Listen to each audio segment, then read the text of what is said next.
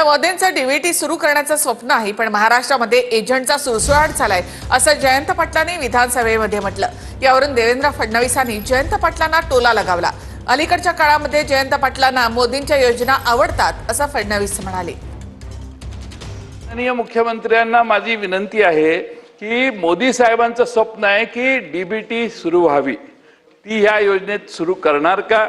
आणि सगळ्यात महत्त्वाचा प्रश्न म्हणजे हा जो महाराष्ट्रभर एजंट सुरू झाले आहेत, एजंट, त्यामुळे आपण त्याच्यात इंटरव्हीन करून हा निर्णय घ्याल काय? मला या गोष्टीचं समाधान आहे की अलीकडच्या काळामध्ये जयंत पाटलांना मोदी साहेबांच्या सगळ्या योजना आवडायला लागलेल्या आहेत आणि मोदी साहेबांच्या योजना लागू करा असा जयंत पाटलांचा आग्रह हा देखील मला अतिशय स्वागतार्ह वाटतो। पण आपण जे सांगितलेलं आहे एजंट तयार झाल्यात वगैरे, तर माननीय मंत्री महोदयांच्या अध्यक्षतेखालीच एक कमिटी तयार करून या योजनेमध्ये जास्तीत जास्त पारदर्शिता कशी आणता येईल या संदर्भातला